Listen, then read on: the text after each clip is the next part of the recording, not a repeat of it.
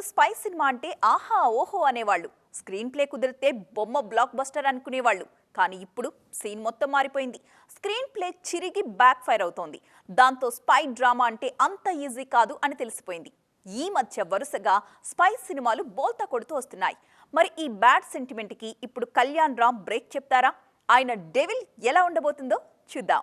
Spy సినిమాలు చేయడం అనేది ఓ కళ. అది అందరికీ రాదు.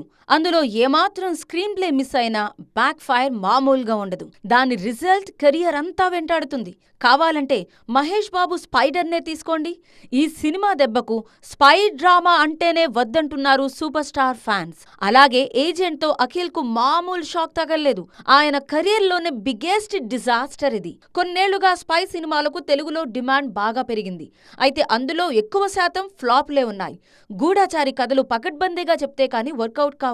అక్కడే పప్పులో కాలేస్తున్నారు మన మేకర్స్. స్పైడర్, ఏజెంట్ మాత్రమే కాదు, ఘోస్ట్, గరుడ వేగా లాంటి సినిమాలు సైతం పెద్దగా వర్కౌట్ అవ్వలేదు. కానీ గూఢాచారితో, అడివిశేష్, ఏజెంట్ సాయి శ్రీనివాస్ ఆత్రేయతో నవీన్ పులిశెట్టి మాత్రం బ్లాక్ బస్టర్ కొట్టారు. ఈ మధ్య సుభాష్ చంద్రబోస్ డెత్ మిస్టరీ అంటూ వచ్చిన నిఖిల్ స్పై కూడా డిజాస్టర్ అయింది. ఈ టైంలో డిసెంబర్ 29న కళ్యాణ్ రామ్ డెవిల్ సినిమాతో వస్తున్నారు. 1943లో జరిగే కథ ఇది.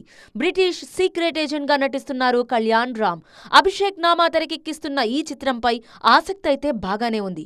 మరి డెవిల్ తో స్పై సినిమాల బ్యాడ్ సెంటిమెంట్ కు కళ్యాణ్ రామ్ బ్రేక్ చెప్తారో లేదో చూడాలి.